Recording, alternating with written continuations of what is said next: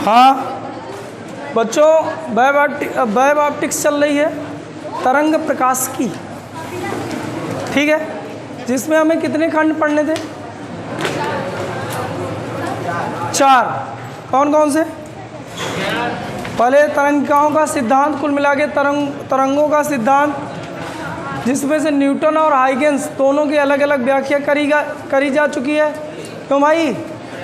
Newton के अनुसार Newton ने तरंग को प्रकाश को कण माना कि प्रकाश कणों के रूप में संचरित होता है। बोलो यार। इन्होंने कणिकाओं का नाम दिया, इसके कणिकाओं के आधार पर हम परावर्तन अपवर्तन की व्याख्या करी। इसके बाद हाइगेंस आए, हाइगेंस ने प्रकाश को तरंग माना और उसके अनुसार परावर्तन और अपवर्तन की व्याख्या करी गई।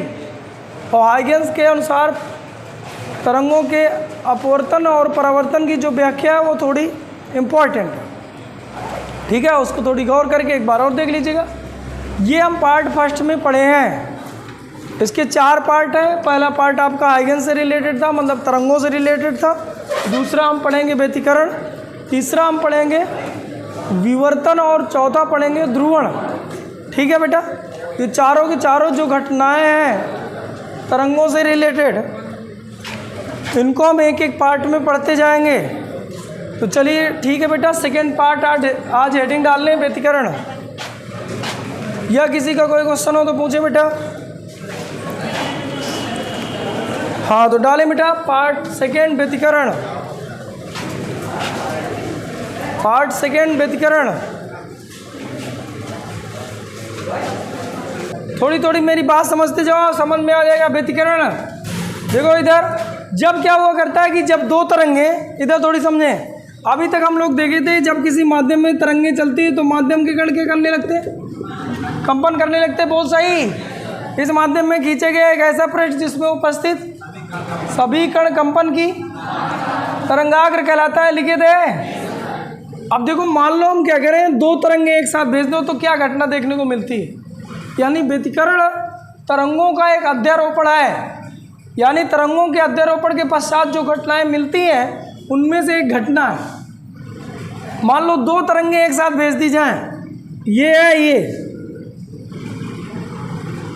और एक साथ एक ही दिशा में लगभग एक ही आवृत्ति की है, यानी दोनों की फ्रीक्वेंसी आपस में लगभग बराबर है या बराबर ही हो।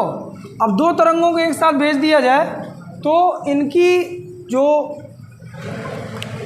आवृत्ति होती है, ये जो आवृत्ति है ना, मतलब एक दूसरे को बिना प्रभावित किए संचरित हो सकती है। ये बात एकदम क्लियर है। लेकिन कुछ घटनाएं व्यतिकरण जैसे देखने को मिलती हैं। जैसे आप कभी म्यूजिक सुनते हो तो उसमें कई आवृत्तियां होती हैं, कई ध्वनियाँ होती है ना। तबला वाला अलग चालू है, गाने वाला अलग चालू है, दोनों की आवृत्तियाँ अलग अलग है ना। मतलब 2 ध्वनि है कि नहीं, 2 से अधिक भी हो सकती है, लेकिन वो एक दूसरे को बिना प्रभावित करे। अब नहीं कि 2 लोग मान लो गा रहे हैं तो पता चले वो तीसरी प्रकार की ध्वनि बन जाए, ऐसा नहीं होता। उनकी ध्वनियाँ हमें अलग अलग स्पष्ट सुनाई देती हैं, मतलब एक दूसरे को बिना प्रभावित किए संचित हो सकती हैं। लेकिन इनकी जो तीव्रता होती है, जो इनकी तीव्रता होती है, तो कुछ बिंदुओं पर मैक्सिमम हो जाती है, कुछ बिंदुओं पर मिनिमम हो जाती है। अध्यारोपण के पश्चात जो इस तरह की घटना हो जाती है उसे हम व्यतिकरण कहते हैं। जैसे आप बहुत दूर कहीं मान लो साउंड ऑन तेज़ी से लाउड स्पीकर लगाओ तो आप देखेंगे कि वो कभी कभी आपको बहुत तेज़ी से सुनाई देता है, कभी स्लो सुनाई दे रहा है। या हम कई ऐसी जगह पर खड़े हैं तो हमें स्लो बहुत तेज़ी सुना रहा है, वहीं जस्ट बगल में कोई खड़ा है कुछ दूर पर, उसे स्लो सुनाई दे रहा है। तो यानी जब क्या होती है कि ये जब तरंगें संचरित होती है माध्यम में, अध्यारोपण के पश्चात मतलब एक दूसरे से जुड़ने के पश्चात कुछ बिंदुओं पर इनकी तीव्रता मैक्सिमम हो जाती है, कुछ बिंदुओं पर इनकी तीव्रता मिनिमम हो जाती है। जो इस प्रकार से तीव्रता घट बढ़ जाती है, इस घटना को हम लोग क्या कहते हैं? तीव्रता व्यतिकरण कहते हैं। क्या तुम्हें बात समझ में है? अब देखिए इधर ढंग से तुम्हें बोलना है। जब 2 या 2 से अधिक तरंगें जब एक साथ एक दिशा में एक ही आवृत्ति की, मतलब 3 कंडीशन है, एक साथ चल रही हो, एक ही दिशा में चल रही हो, एक ही माध्यम में चल रही हो और उनकी आवृत्ति भी एक ही, मतलब समान आवृत्ति की दो या दो से अधिक तरंगें, ऐसा बोला जाए, समान आवृत्ति की एक साथ एक ही दिशा में संचरित हो रही हूँ, चल रही हूँ, या एक ही माध्यम में संचरित हो रही हूँ।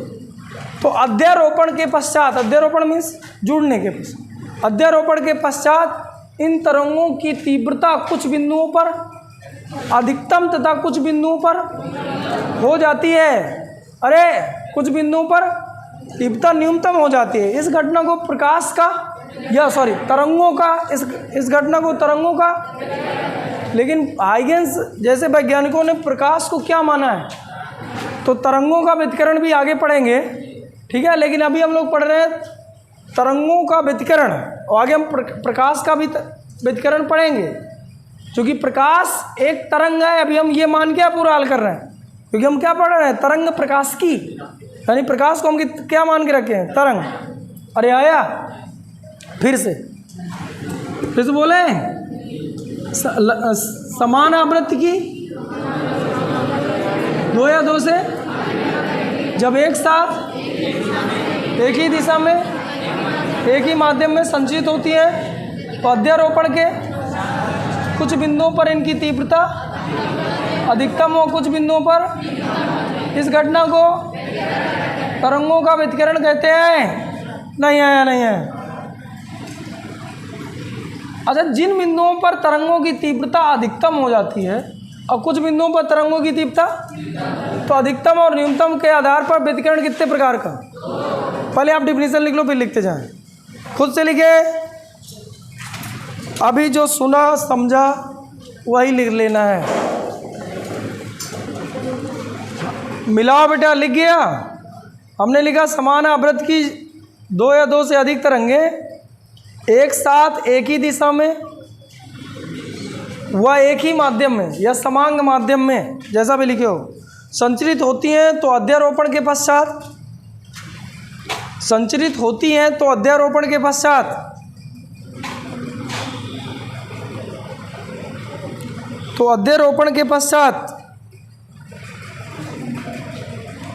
कुछ बिंदुओं पर इनकी तीव्रता अधिकतम व कुछ बिंदुओं पर इनकी तीव्रता न्यूनतम हो जाती है।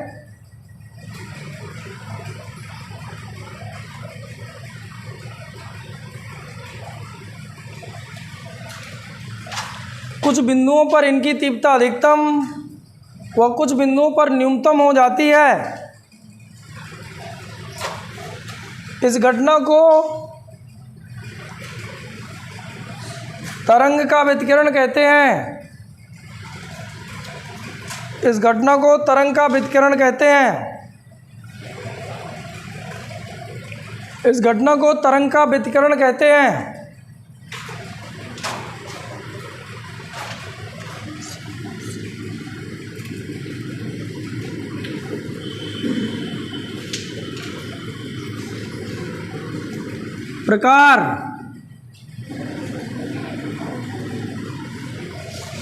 प्रकार डाल लो।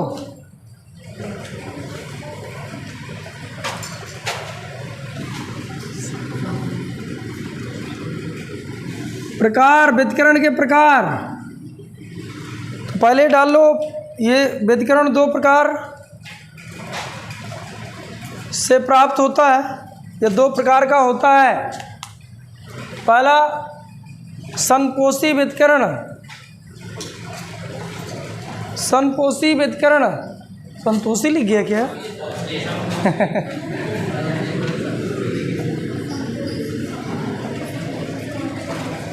मैं सोच रहा था आज संतोषी माता की जय।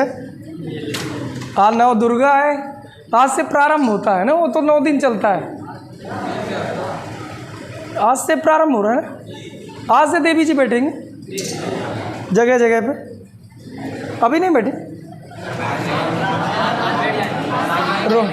हाँ वही मतलब वही समझ गए। तो पहली हेडिंग डाल लो, संपोषी, मां नहीं करना, संपोषी व्यतिकरण। हाँ, अब इधर समझें, दो प्रकार की पहली हेडिंग डाल लो। इधर समझे, सुनाए, समझे और सुनाए। ठीक इधर। अच्छा, हम लोगों ने अभी पढ़ा था कुछ बिंदुओं पर तीव्रता अधिकतम हो जाती है, कुछ बिंदुओं पर जहाँ मैक्सिमम रहे, आई मैक्सिमम जहाँ रहे, तीव्रता मैक्सिमम रहे वहाँ पर कौन सी, और जहाँ मिनिमम रहे वहाँ। क्या तुम्हें बात समझ में आया? अब डिफिनीशन कैसे बनाओगे? कैसे?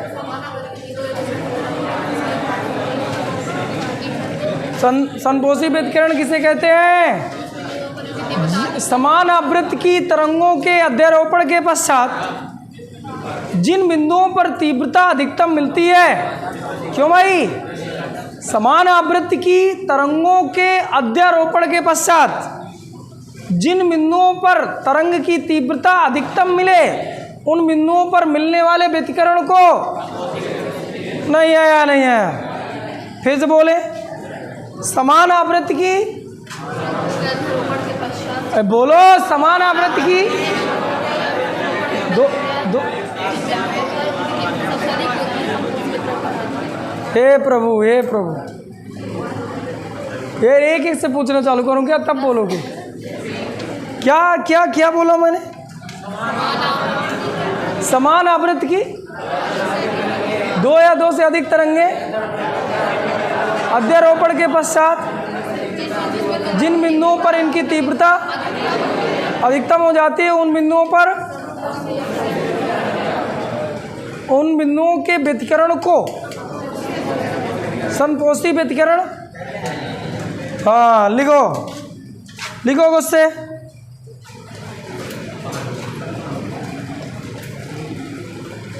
समान आवृत्ति की दो या दो से अधिक तरंगों के अध्यारोपण के पश्चात, समान आवृत्ति की दो या दो से अधिक तरंगों के अध्यारोपण के पश्चात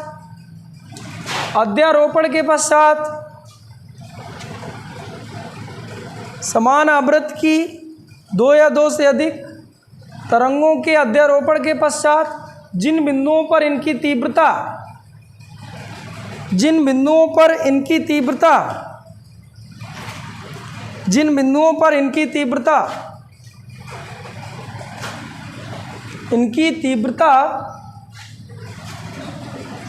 अधिकतम होती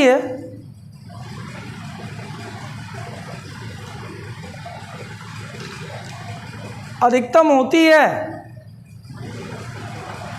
उन बिंदुओं पर प्राप्त व्यतिकरण को उन बिंदुओं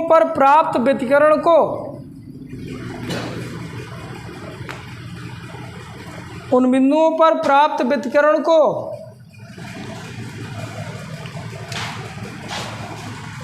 संपोषी व्यतिकरण कहते हैं।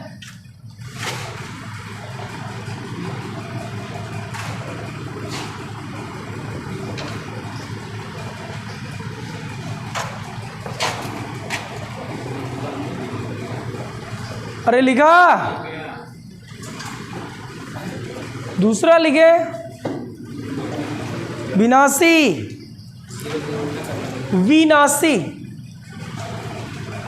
व्यतिकरण। क्या वही डिफिनीशन है? क्या मैक्सिमम की जगह मिनिमम हो गया, बस अधिकतम की जगह न्यूनतम, बाकी वही डिफिनीशन, सेम टू सेम। छापें।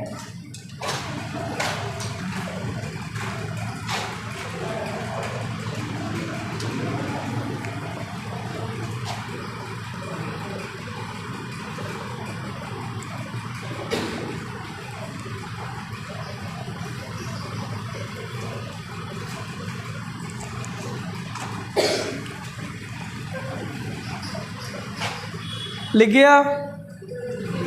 हमने लिखा समान आवृत्ति की दो या दो से अधिक तरंगे अध्यारोपण के पश्चात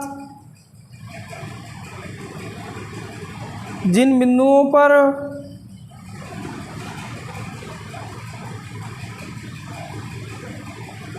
समान आवृत्ति की दो या दो से अधिक तरंगे तरंगों के अध्यारोपण के पश्चात जिन बिंदुओं पर इनकी तीव्रता न्यूनतम होती है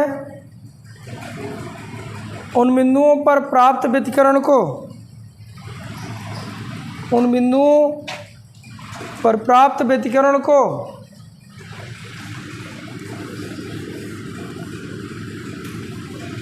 बिंदुओं पर प्राप्त व्यतिकरण को विनाशी व्यतिकरण कहते हैं। अरे लिखा मालिक लोगों, चलिए ठीक, विनाशी व्यतिकरण कहते हैं।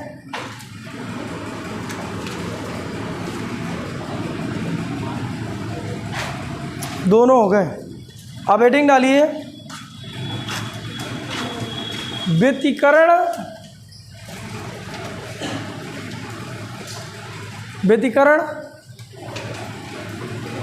का व्यंजक, व्यतिकरण का सूत्र। व्यतिकरण में हम लोग 2-3 चीज़ें निकालेंगे कि अध्यारोपण के पश्चात जो तीव्र तरंग बनेगी उसकी तीव्रता क्या है, उसके आयाम क्या है और उसका समीकरण क्या है। भाई 2 तरंगें हमें जोड़ना है। डिफिनीशन क्या कह रही है, जब 2 या 2 से अधिक तरंगों को आपस में जोड़ देंगे तो एक नई तरंग बनेगी जिसकी तीव्रता कुछ बिंदुओं पर अधिकतम होगी और कुछ बिंदुओं पर, ठीक, जिन बिंदुओं पर अधिकतम रहेगी उसे हम क्या कहेंगे, संपोषी, और जहाँ पर न्यूनतम रहेगी वहाँ इस पूरी घटना को क्या कहेंगे, व्यतिकरण कहेंगे। यही तो मतलब है। इसका मतलब हम 2 तरंगें उठाएं, उनको जोड़ें, चेक करें तो एक परिणामी तरंग निकालें तो परिणामी तरंग की तीव्रता क्या है और किन किन बिंदुओं पर न्यूनतम है, किन किन बिंदुओं पर मैक्सिमम है, ये चीज़ निकाला जाए। और परिणामी तरंग का आयाम क्या है, परिणामी तरंग का समीकरण क्या है, ये 3 चीज़ें निकाला जाता है। तो देखिए इधर मान लो एक जो तरंग है उसका विस्थापन समीकरण हमने मान लिया y1 बराबर a1 साइन ओमेगा टी, ये मान लिया। अच्छा ओमेगा टी क्या है, ओमेगा क्या है, ओमेगा मतलब 2 पाई अब, यही तो होता है, आवृत्ति है ये। अब क्या है, अरे ठीक है ना। और अच्छा बताइए यहाँ पर मैंने 1 नहीं लगाया, रीजन आप समझ गए ना, क्योंकि आवृत्ति समान होनी चाहिए। मतलब दूसरा अगर समीकरण लिखूं तो y2 बराबर a2 sign omega T plus या माइनस जो भी लिखना है, कोई कला इनके बीच कर दिया जाए, कला अंतर, थोड़ी अंतर कर लीजिए। तो वो जो अंतर है उसको मैं कितना कर दे रहा हूँ, 5। अरे नहीं आ रहा, यहाँ 1-2 नहीं लगाया, क्या रीजन आप समझ गए। समान आवृत्ति की जब तरंगें होनी चाहिए, आयाम आपके कम ज़्यादा हो जाते हैं। आयाम क्या कहलाते हैं, जैसे मान लो ऐसे ऐसे करके जा रही है, दूसरी वाली कुछ ऐसे ऐसे करके जा रही है, तो इसके आयाम कम है, ये a1 है और ये क्या है a2। नहीं आया। कला क्या है कि मान लो ये जो है ऐसे करके, ऐसे मान लो ऐसे करके जा रही है, इसमें थोड़ी अंतर है, ये यहाँ ये मैक्सिमम है, यहाँ ये मैक्सिमम, तो ये इसके बीच कलांतर हो गया। आयाम का मतलब समझे a1 a2 का कम ज़्यादा ऐसे करके। ये जो था संचरण के अभिलंबों, जो ये एक और के अधिकतम विस्थापन को आयाम कहते हैं। चाहे इधर का विस्थापन ले लो चाहे इधर का विस्थापन, अधिकतम विस्थापन को आयाम कहते हैं। वो कम ज़्यादा हो सकते हैं, a1 a2 इसी तरह लगा दिया। और इनके जो समीकरण मैंने मान लिया है वो y1 और y2 विस्थापन समीकरण 2 तरंगों के हैं। क्या तुम्हें बात समझ में है? ये सब कक्षा 11 में थी तरंगों के समीकरण। अब हमें क्या करना है, अध्यारोपण के पश्चात, क्या अध्यारोपण के पश्चात या अध्यारोपण के पश्चात हम y बराबर y1 प्लस y2 लिख सकते हैं। अरे यही तो मतलब है, परिणामी तरंग की जो मिलेगी उसका समीकरण है बना रहे। इधर समझे, y1 की वैल्यू रखिए a1 साइन ओमेगा टी और प्लस y2 की value a2 sign omega T plus 5। किसी कोई दिक्कत हो रही? अच्छा बताइए, इसको मैं लिख लूँ a1 साइन ओमेगा टी, क्या लिख लूँ, a1 sign omega T plus a2 और साइन a प्लस b का सूत्र लगा दो। किसी को पता है तो ठीक है, बोले sine omega T into cos pi plus cos omega T into sine pi. नहीं आया, नहीं आया, नहीं। सूत्र हुआ करता है साइन ए प्लस बी का सूत्र, साइन ए कास बी प्लस कास ए साइन बी, नहीं होता। अच्छा बता, अगर इस ए का मैं गुणा कर दूँ तो यहाँ भी होता गुणा और यहाँ पर भी गुणा होता। क्या तुम्हें बात समझ में आई, नहीं आई? अरे ए2 को गुणा कर दो, इस ए का गुणा कर दिया जाए तो ऐसे हो जाता। अब मुझे बताओ, क्या यहाँ से साइन ओमेगा टी कॉमन लिया जा सकता है? तो बता इधर कितना बचा होता, a1 plus a2 cos phi, अरे आया, प्लस इधर क्या बचा a2 sine phi into cos omega T, अरे आया कि नहीं आया भाई? यहाँ तक किसी को कोई दिक्कत नहीं? पक्का? अरे एक चीज़ मुझे बताओ, मान लो कहीं पर मैं लिख दूँ y बराबर, ऐसे करके समझना, y बराबर लिख दूँ P A cos phi into sine omega T. अच्छा बताए इसमें से आयाम कौन सा है? मतलब इसमें से ए कौन सा है? क्या केवल ये चीज़ छोड़ के शेष वैल्यू आयाम होती है? तो क्या ये चीज़ छोड़ के ये सब कुछ आयाम ही तो है? नहीं है, नहीं है। अब इधर देख, क्या इसका आयाम ये है? अरे है, जुड़ने के बाद आयाम कुछ ना कुछ मिलता, मान लो वो आर मिल रहा है, माना, तो क्या यहाँ पर आर लिखा जा सकता है? क्योंकि वो किस पर डिपेंड कर रहा है, फाई पर, तो वो जो कोण है उसको भी थोड़ी मान ली जाए, ऐसे करके लिख लें। माना, क्या माना? कुछ ना माना, माना a1 plus a2 cos phi बराबर एक आयाम है जिसे मैं आर कास थीटा मान रहा हूँ, किसी कोई दिक्कत है? वाह, उधर देखो बेटा, तो यहाँ पर ओमेगा टी लिखा है, जहाँ ओमेगा टी लिखा हो, जहाँ ओमेगा टी लिखा हो, साइन ओमेगा टी लिखा हो, कास ओमेगा टी लिखा हो, उसके साथ जिसका भी गुणा है वो आयाम होता है। यहाँ पर लिखा है आपका ये वैल्यू और ये, तो कास ओमेगा टी के साथ जो है क्या, ये जो गुणांक है इसको आयाम कहते हैं। इसका मतलब हम इसको, इस आयाम को मान लिया जाए a2 साइन फाई को मान लिया जाए r साइन थीटा। तब बता इधर क्या लिखा है, y बराबर लिखा है, देख के बोलो बेटा, r बोलो बोलो cos theta into sine omega T plus r sine theta into cos omega T. क्या मैंने सही लिखा? क्या दोनों से आर कॉमन लिया जा सकता है? नहीं लिया जा सकता। अब बता, अब ये किसी का सूत्र है क्या? कहाँ पर? यहाँ पे, यहाँ इसकी जगह पर हमने लिख दिया है R sine theta into cos omega T, यही तो लिखा है। आर हमने कॉमन ले लिया दोनों से, यहाँ पहुँच गया, कोष्टक बंद कर दिए यहाँ से यहाँ तक। अब पता है किसका सूत्र लिखा है, थोड़ी मुझे बोले यार, देख, साइन ए कास बी प्लस कास ए साइन बी, साइन ए कास बी कास ए मतलब ओमेगा टी, अब बी मतलब थीटा, तो इसको मैं लिख सकता हूँ साइन ए प्लस बी की ए माइनस बी। तो ए कितना है, अब बी कितना है? नहीं है, नहीं है। ये जो उत्तर आया है ये परिणामी तरंग का समीकरण है। ये परिणामी तरंग का, भाई जब दो तरंगे जुड़ेंगी तो एक नई तरंग बनेगी, उसका समीकरण क्या होगा? तो ये होगा, आर का मान जिन्हें निकालना हो, अभी मैं यहाँ से निकालूंगा, वर्क करके जोड़ दूंगा तो आर का मान निकल आएगा। अरे आया, जब इसके सवाल करेंगे तो और अच्छे से क्लियर होगा। तो लिखिए बेटा, हाँ हेडिंग डाल लिए थे, व्यतिकरण के लिए व्यंजक डाले थे बेटा। तो लिखिए, माना एक ही आवृत्ति की दो सरल आवर्त प्रगामी तरंगें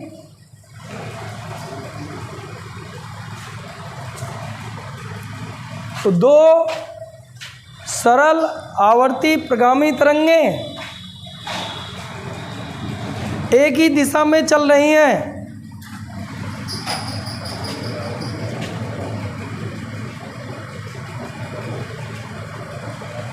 एक ही दिशा में चल रही हैं जिनके आयाम A1 व A2 हैं स्मॉल लेटर में, जिनके आयाम स्मॉल लेटर में A1 व A2 हैं, A1 व A2 हैं।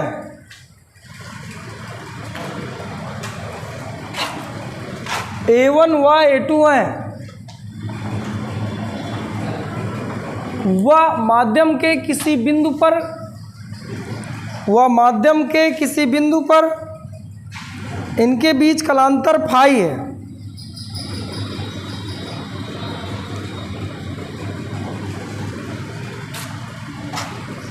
इनके बीच कलांतर फाई है।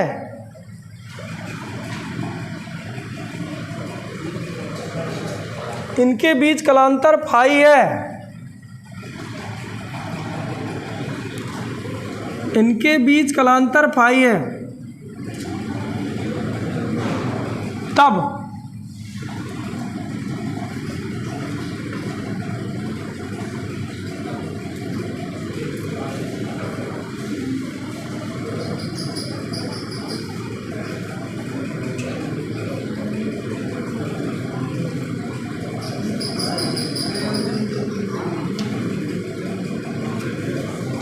यार यहाँ से लिखो बेटे, यहाँ से ये इधर लिखो, समझ में जाना आ रहा हूँ, मैं मिटा के फिर से लिखे दे रहा हूँ।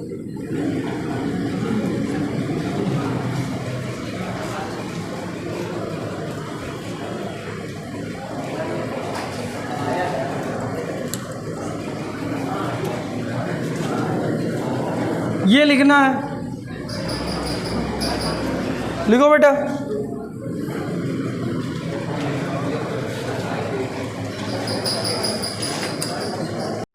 हाँ, समीकरण में आपने क्या लिखा है? अरे अब इसको आगे वहाँ फाइंड लिखना था, तब अभी बैठे हैं। इसकी जगह वैल्यू रख लो ना, अभी रखे तो थे। R cos theta into sine omega T, इसकी जगह लिख लो आर कास थीटा, और इसकी जगह लिख लो साइन ओमेगा टी, प्लस फिर इसकी जगह जो आयाम था, आयाम को क्या मान के रखे हो? आर साइन थीटा और इंटू लिख लिया जाए कास ओमेगा टी। अब दोनों से आर ले लो कॉमन, और ढंग से देखो तो ये लिखा है sine A into cos B plus cos A into sine B, तो मतलब मैं लिख लूँ साइन ए प्लस बी, तो यानी ओमेगा टी प्लस थीटा। ये है वाई, और ये परिणामी तरंग का समीकरण है। y बराबर R sine omega T plus theta, ये परिणामी तरंग का समीकरण है। लिख लिया बेटा। अब आर क्या था? आर क्या है? ये आर क्या है? परिणामी तरंग का आयाम। क्या है बेटा? परिणामी तरंग का, हाँ लिख लो, जहाँ आर कैपिटल आर परिणामी तरंग का आयाम है, जहाँ आर परिणामी तरंग का आयाम है।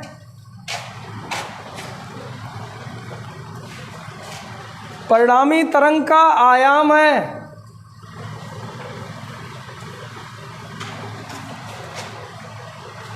परिणामी तरंग का आयाम है। बी नंबर में हेडिंग डाल लें, परिणामी तरंग का आयाम। आर का मान निकालें कैसे? परिणामी तरंग का आयाम होगा कितना, वो कैसे निकाला जाए? तो बताओ कैसे निकलता है यार? समीकरण फर्स्ट और सेकेंड कहीं पर आर जहाँ माने थे क्या बेटा? वहाँ एक मिला था आपका आर साइन थीटा, और एक मिला था आर। अब मुझे आर बस चाहिए, तो बताओ मैं क्या करूँ? क्या वर्क करके जोड़ दूँ?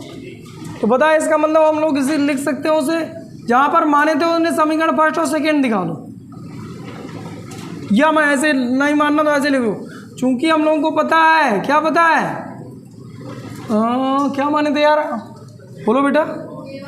आर कास थीटा को हम क्या माने थे, A1 plus A2 cos phi, और R2 को आर साइन थीटा को क्या माने थे, A2 साइन फाई। वर्ग करके जोड़ दो, वर्ग करके जोड़ने पर कुछ लोगों को बात समझ में आ गई, बताइए कितना हो जाता, A1 plus A2 cos phi का whole square plus A2 sine phi का होल स्क्वायर बराबर आर स्क्वायर। क्या तुम्हें बात समझ में आई? हे चूजो cos square theta plus sine square theta आप समझ में आई, और sine square theta plus cos square theta Chanchal Rajput कितना होता है, पता नहीं, क्या बोले? हाँ अरे सही बोले बेटा।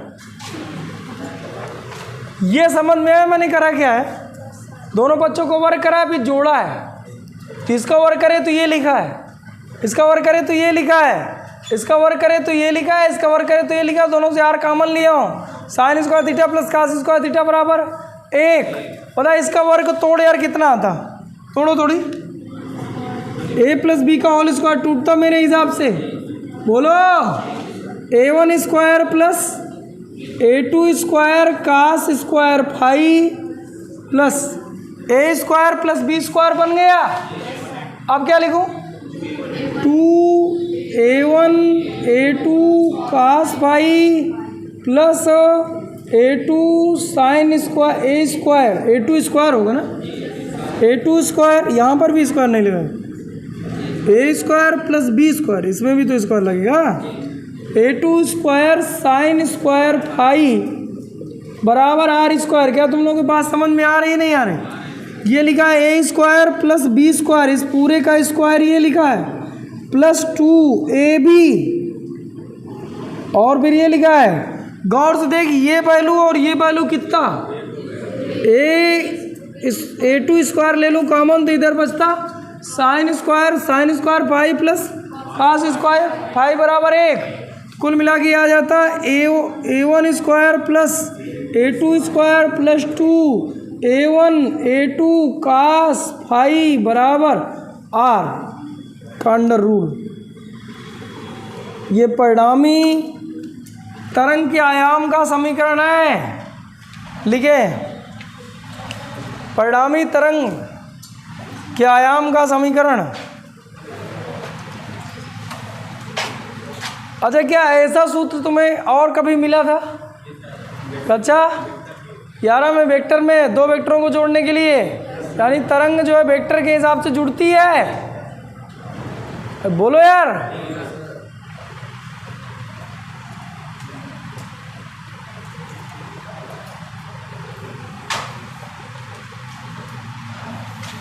लिखें, ये पूरा पहले उतार लें फिर क्वेश्चन अच्छे से करवा रहे, इस चैप्टर में यही इम्पोर्टेंट है। खत्म, इसको थोड़ी एक दिन तो पूरा क्वेश्चन ही इसके बताने पड़ेंगे।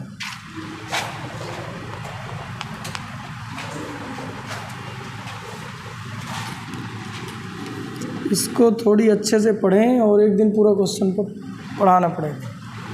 हाँ चलिए, लिख गया, ठीक मान लिया गया। कहाँ क्या क्या हो गया? परिणामी तरंग का समीकरण मिल गया, परिणामी तरंग का आयाम मिल गया। तीसरा नंबर, परिणामी तरंग की तीव्रता।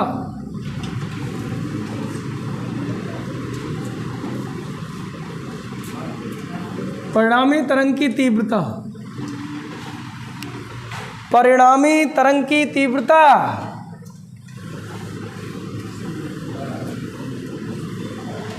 परिणामी तरंग की तीव्रता, जो तरंगों की तीव्रता होती है, क्योंकि हम लोगों को फिर से एक बात पता है कि जो तरंगों की तीव्रता होती है वो आयाम के वर्ग के अनुक्रमानुपाती होती है।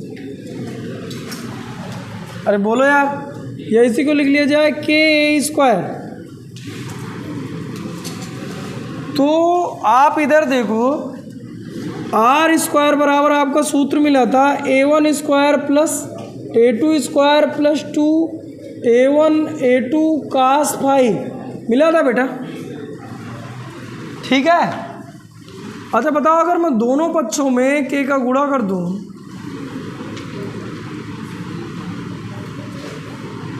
अगर मैं दोनों पक्षों में k का गुणा कर दूं तो मेरे हिसाब से काम हो जाना चाहिए। हो गया। फिर से k मतलब यहाँ लिखना पड़ेगा ना,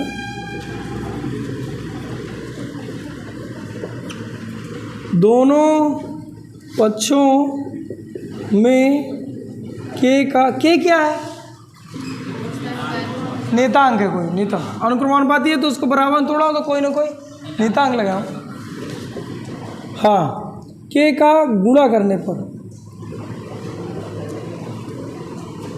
उसको हम संचरण नेतांक कहते हैं। ठीक है ठीक है ठीक है, इसको हम कहें k r² बराबर k a1² plus k a2² plus 2 k a1 a2 cos phi. क्या तुम्हें बात समझ में आई है यार? दोनों पक्षों में मैंने k का गुणा करा, जब k गुणा करा तो इस सभी में गुणा हो गया। बता इसको मैं क्या लिख लूँ? r क्या है? आयाम। अरे है, आयाम के वर्ग के अनुक्रमानुपाती को हम लोग क्या कहते हैं? तीव्रता। ये परिणामी आयाम है तो ये परिणामी तीव्रता देगा। नहीं आया, नहीं आया। इसकी जगह क्या लिख लूँ? I1, इसकी जगह I2 प्लस 2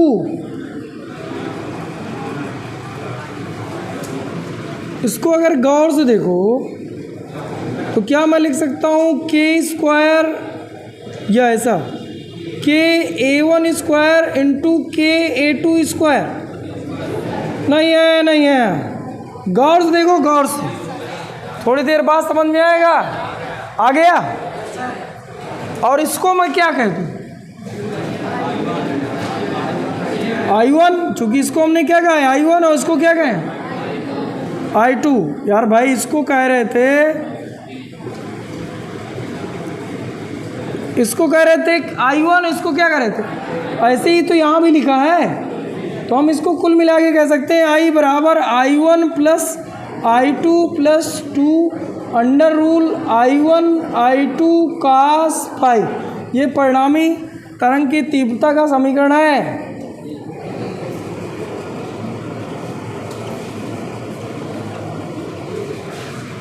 अंडर रूल कितने में लगा? थोड़ी गौर से देखिएगा। हाँ, परिणामी तरंग की तीव्रता का समीकरण उतारिए।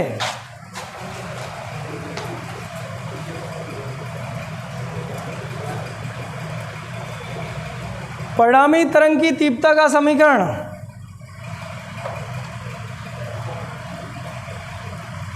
I बराबर I1 plus I2 plus 2 under root I1 I2 under rule से बाहर cos फाई। फाई क्या है? माध्यम के किसी बिंदु पर दोनों तरंगों के बीच का कलांतर है।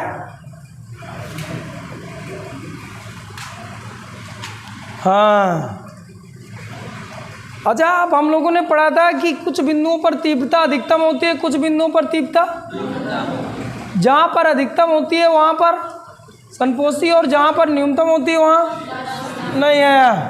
अब हम स्थितियाँ देखेंगे कि किन बिंदुओं पर मैक्सिमम मिलेगा और किन बिंदुओं पर तीव्रता न्यूनतम मिलेगी।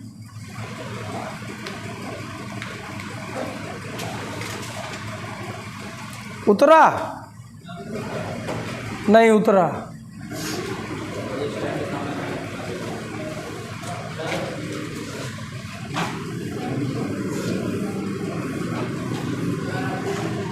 हाँ, उतारो उतारो उतारो।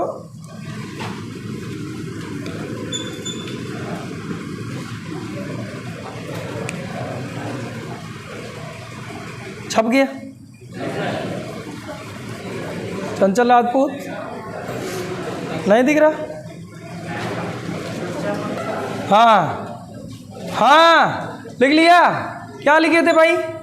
I बराबर I1 plus I2 plus 2 under root I1 I2 कास पाई। बोल सही गलत? अरे बताइए, हमने शुरू में जब डिफिनीशन लिखा था तो क्या लिखे थे? जब ये अध्यारोपण के पश्चात तरंगें बनेंगी तो इनकी परिणामी तरंग बनेगी तो उसकी तीव्रता कुछ बिंदुओं पर अधिकतम होगी, कुछ बिंदुओं पर जहाँ अधिकतम होगी वहाँ पर कौन सा व्यतिकरण, और जहाँ न्यूनतम रहेगी वहाँ। अच्छा ठीक। अच्छा बताइए, अगर मुझे आई मैक्स चाहिए, मतलब उसको कहें हम संपोषी, क्या कहें,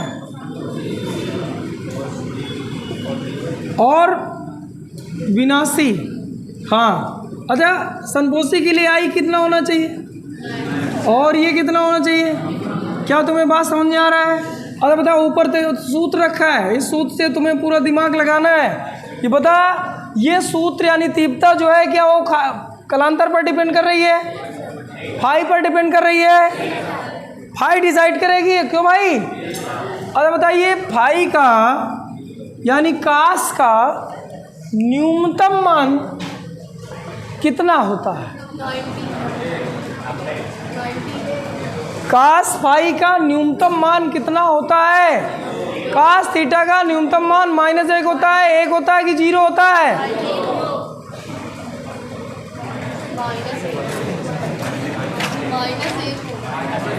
न्यूनतम मान 1 होता है, 0 होता है, -1 होता है। मतलब इसके लिए कास फाई का मान -1 होना और अधिकतम मान कितना होता है? 1 होता है। अच्छा, कुछ लोग सोच रहे होंगे कि 1 और ये -1 क्यों लिख रहे हैं सर जी? होता तो हमारा 720 अंश भी होता है, लेकिन 720 अंश का मान निकालेगा तो वो भी माइनस और 1 के बीच ही आएगा। मैं वैल्यू आप पूछ रहा हूँ। अरे ठीक है। हाँ अच्छा, आप मुझे बताओ, क्या तुम्हें इसका ग्राफ याद है? नहीं याद तो इधर आप बना सकते हो। बताए यहाँ कितने, ये प्रथम चतुर्थांश मतलब फर्स्ट है, ये यहाँ पर 90 हम मान लें, क्यों भाई? यहाँ 100, यहाँ 0 या 300 नहीं है, नहीं है। अरे बताए, इसको हम लोग कितना लिख सकते हैं? इसको लिखा करते हैं π/2। इसको क्या लिखते हैं? पाई। इसको 2π/3 होता, 3π/2। अरे बोल, ये कितना होता है? 2π या 0? नहीं यार, ये आधा पाई या आधा 2 पाई, आधे का डबल या आधे का तिबल, ठीक तो लिखा है? नहीं है, वो आधे का 14, तो 4 का गुणा कर दो, 2π। सही लिखा? अरे सही लिखा है। यहाँ कास 0 का मान कितना होता है? +1। यहाँ कास का मान होता है -1। यहाँ होता है 0। नहीं है, नहीं है। अब ग्राफ कुछ अपना ऐसे बना करता है, अगर ज़रूरत पड़ जाए तो। क्या कुछ ऐसे ऐसे करके बनता है? 0 पर +1, 90 पर 0 और 180 पर -1। ये माइनस का है, फिर 0, फिर ऐसे ऐसे करके बनता है। फिलहाल उसको हटाओ, ये रख लो। अब मुझे बताओ, कास के किन मानों के लिए +1 मिलेगा? फाई के वो कौन कौन से मान रख दूं? क्या 0 रख दूं? अरे बोल भाई, क्या 0 रख दिया जाए?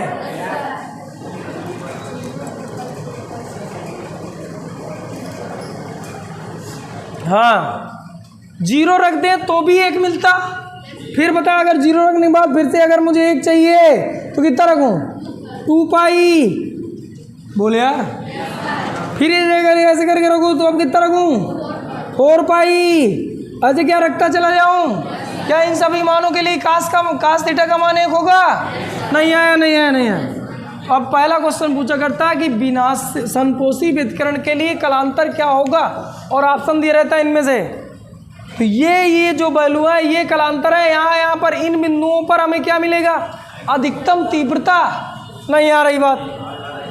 आ रही नहीं? समझ नहीं आ रही? क्या इसी तरह और खींचते चले जा सकते हो? पता अगला क्या होता? 6 पाई, 8 पाई, 10 पाई। हाँ, मतलब बच्चे होशियार हैं। अच्छा ठीक है, इधर बता, इधर के लिए कलांतर कितना, यहाँ से देख के बोलना है।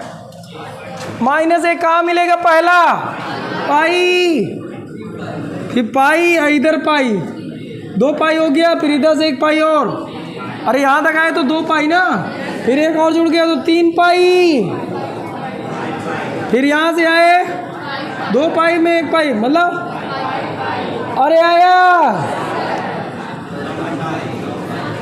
नहीं आया तो लिखिए बेटा, लिखते जाओ। ऊपर डाले मतलब हेडिंग डालने, अगला नंबर ABC डाल लिए थे ना, D डालो, डी डालो, उसमें लिखना संपोषी तथा विनाशी वितरण की स्थितियां, संपोषी तथा विनाशी वितरण की स्थितियां।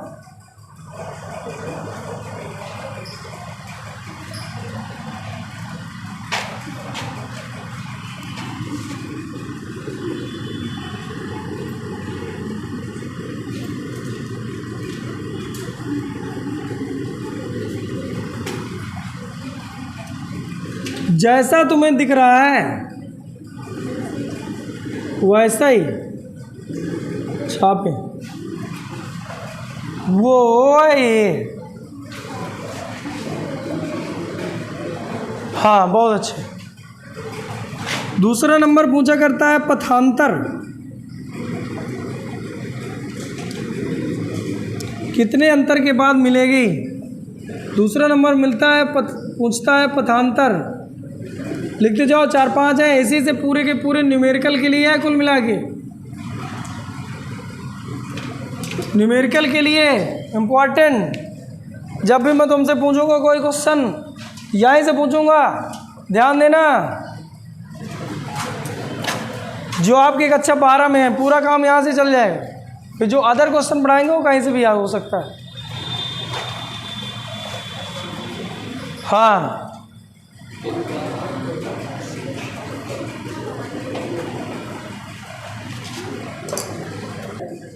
तीन चार चीजें हैं। पहले कलांतर, जब भी मैं पूछूंगा इसके विकल्प आप 2-4 तो हो जाएंगे इससे। कलांतर ये तुम याद करे रहो, ये चित्र कि यहाँ प्लस का 1 होता है, -1 होता है, बाकी आपका सेट हो जाएगा। क्या तुम्हें बात समझ में आई है, नहीं आई? या 0 है यार तो यह 0 रहेगा, फिर ऐसे घूम के फिर से 2 पाई, ऐसे फिर घूम के तो 4 पाई, ऐसे ऐसे घूमते रहो। नहीं आया, नहीं है ऐसे, बाकी वहाँ है। चलिए ठीक। अच्छा वैसे थीटा के व्यापक मान, मैथ वाले बच्चों ये सब चीज़ें तुम्हें खूब पढ़ाया गया हो। कक्षा 11 में था, 12 में, 11 में थीटा के व्यापक मान, हाँ खूब पढ़ाया गया होगा। मैं तो केवल काश ही पढ़ा रहा हूँ, उनमें साइन, काश, टेन, कासेक से काट सब आया होगा। चलिए ठीक। पथांतर, पथांतर के लिए एक सूत्र हुआ करता है, डेल फाई बराबर 2 pi by lambda into del X, ये सूत्र होता है। अब मुझे डेल एक्स चाहिए, डेल एक्स को कहते हैं पथांतर, और डेल फाई इधर तुम्हें दिया हुआ है। तो बता, जब मैं यहाँ 0 रखूँगा, थोड़ी देख लो बाद में छापना, यहाँ जब मैं 0 रखूँगा तो बता डेल एक्स की वैल्यू कितनी आती, 3 गुणा करना था 0। भाई थोड़ी देख लो, अभी मैं एक से पूछने लगूँगा। अच्छा ठीक है, यहाँ मैं 2 पाई रखूँ, बता डेल एक्स की वैल्यू कितनी आती। यहाँ 2 पाई रख बराबर 2 पाई बाई लेमडा, 2 पाई से 2 पाई निपट गए, लेमडा का 3 गुणा तो लेमडा आता। अब बता 4 पाई रख 2 लेमडा, फिर 6 पाई रख 3 लेमडा, नहीं आया। इसका मतलब जो कलांतर होगा, सॉरी जो पथांतर होगा वो क्रम से होगा। जो कलांतर होगा इधर सम होता है और इधर, अरे नहीं आया। लेकिन जो पथांतर होगा वो क्रम से होगा, 0 से लेके। ठीक है भाई, इधर का बताओ, डेल एक्स बराबर सूत्र आपका वही है। अब ये वैल्यू रखना है इसकी जगह, पाई रख दे तो पाई से पाई कटा, लेमडा गया ऊपर, 2 गया नीचे। इसका मतलब यहाँ पर जो पहली वैल्यू आती वो लेमडा बाई 2।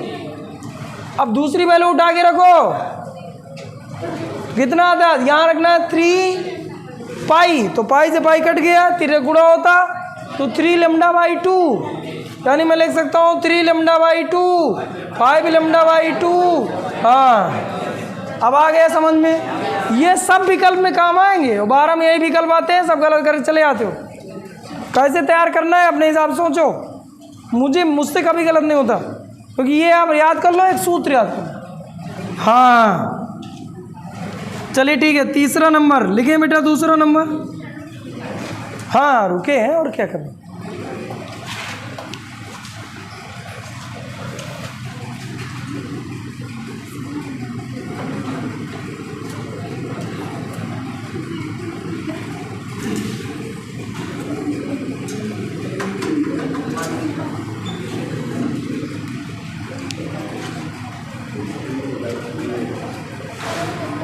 तीसरा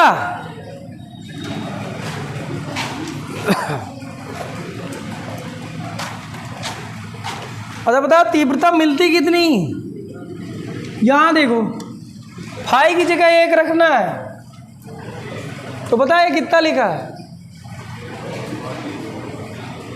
अरे फाई की जगह 1 रख दूं तो लिखा है I1 + I2 + 2 under root I1 I2। और ढंग से देख, तुझे दिख रहा होगा under root I1 + under rule I2 का होल स्क्वायर दिख रहा होगा, नहीं दिख रहा? अरे भाई इसको हटा देना मैक्सिमम के लिए, इसका मान कितना होगा? 1। तो अब इसका under root I1 + under rule I2 का होल स्क्वायर कर, तो A² मतलब I + B² मतलब I2 + 2AB, तो अंडर रूल I1 I2। बता, अगर मुझे यहाँ पर इसका मैक्सिमम मान मतलब तीव्रता चाहिए, विनाशी के लिए तीव्रता, तो क्या I मिनिमम है और ये I मैक्सिमम है, तो I मिनिमम का मान कितना होता है? Under root I1 - under rule I2 का होल स्क्वायर। क्या तुम्हें बात समझ में आई? हाँ, एक सूत्र और है, खत्म। 4 चीज़ें लिखना होता है, लिखो। ये कहाँ से आया, ये समझ में आया है? या -1 रख लो यार काश पाई की जगह, तो ये under root I1 - under rule I2 का होल स्क्वायर बन जाएगा, जो यहाँ लिखा हूँ मैंने।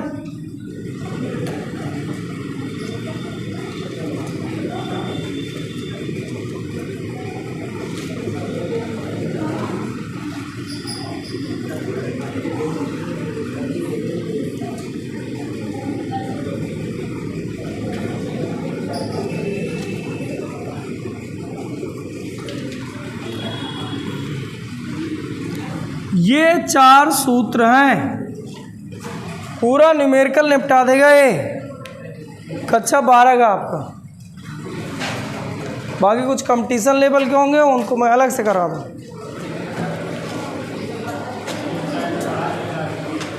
हाँ बेटा, बस 1 मिनट रुक जाओ, स्टैंडर्ड आ रहा, छाप लो बेटा। अच्छा, इसमें A1 A2 कौन है? जो बड़ा होगा वो A1 होगा, जो छोटा होगा वो A2 होगा। कुल मिला के बड़े वाले से छोटे वाले को घटाना है, माइनस करना, ले आना। मान लीजिए 10 है, ये 2 ही है, तो 10 इसको आगे रख लो, उसको पीछे रख। कुल मिला के इसको आप ऐसे लिख लो। जो इससे ध्यान रहेगा कि जो बड़ा है वो 1 है और जो छोटा है वो 2 है। बड़े वाले से छोटे वाले को घटाना है, नहीं है, नहीं है।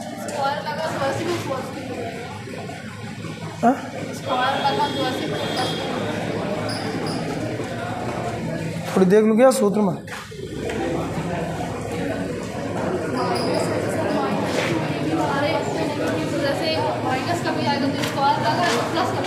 हो जाएगा तो फिर देखा जाएगा। ठीक है बच्चों, एक सवाल लिख लो। यूपी बोर्ड 2016 पूछा गया सवाल है, लिखिए। दो तरंगों के आयामों का अनुपात। सवाल लिखो बेटा, एक न्यूमेरिकल। 2 तरंगों के आयामों का अनुपात 5:3 है। 2 तरंगों के आयामों का अनुपात 5:3 है।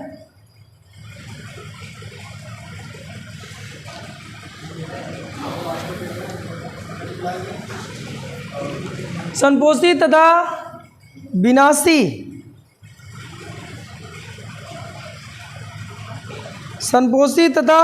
विनाशी व्यतिकरण के लिए विनाशी व्यतिकरण के लिए आयामों तथा तीव्रताओं का अनुपात ज्ञात कीजिए।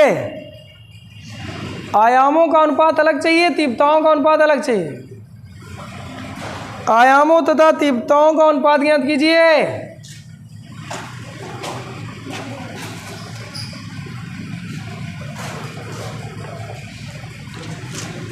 अच्छा बताइए तुम्हें दिया क्या है?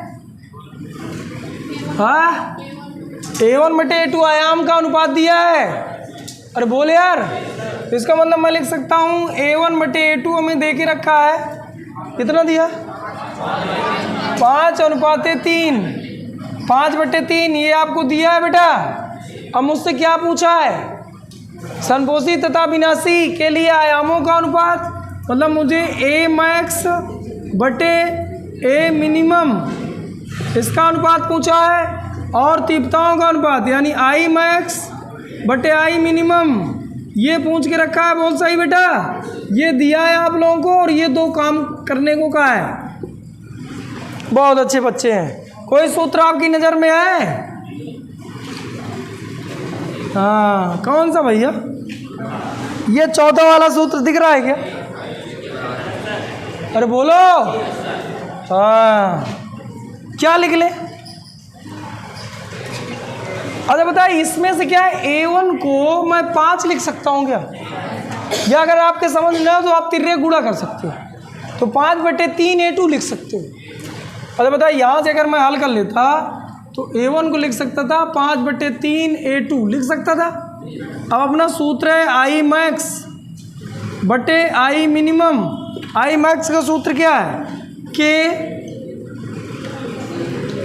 A1 प्लस A2 का होल स्क्वायर बटे के A1 माइनस A2 का होल स्क्वायर। क्या के से के कटा? अरे A1 की जगह कितना रखना है? 5/3 A2 प्लस A2 का होल स्क्वायर बटे 5/3 A2 माइनस A2 का होल स्क्वायर। क्या मैंने सही लिखा है? हाँ, बताइए कितना लिखा है?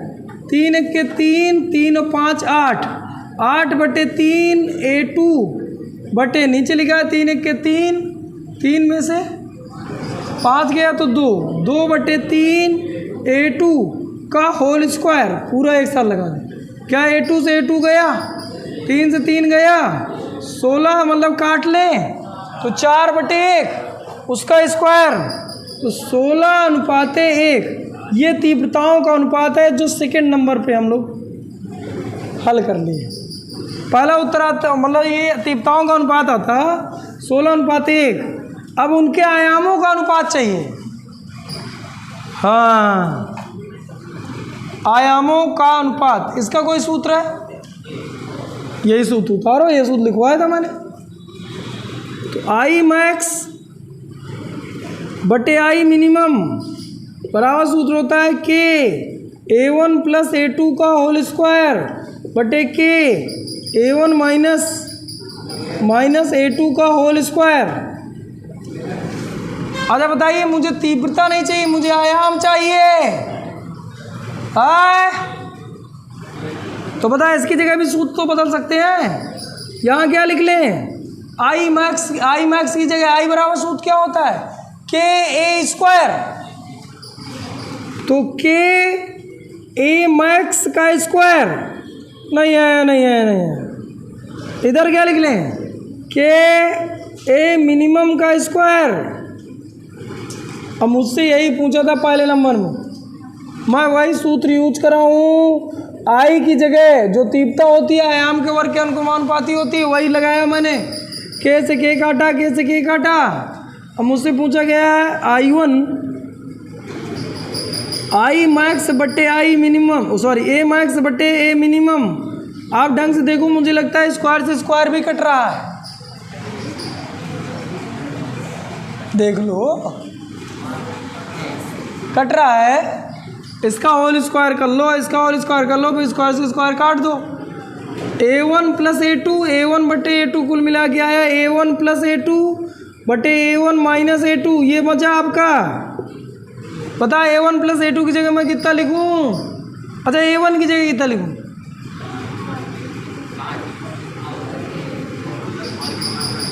5/3 A2 प्लस A2 बटे 5/3 A2 माइनस A2।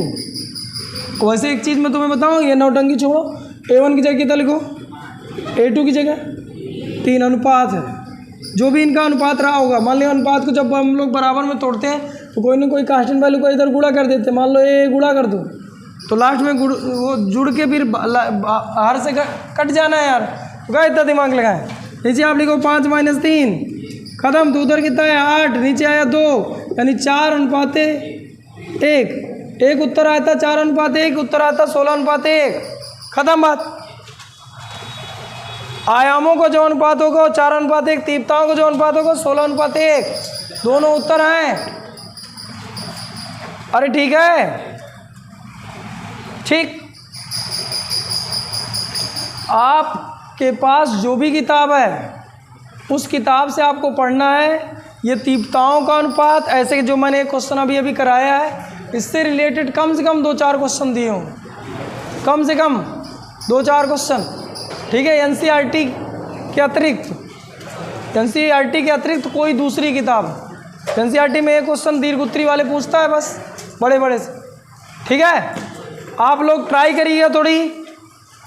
हाँ बच्चों, आज की कहानी यहीं तक, बाकी कल। Thank you.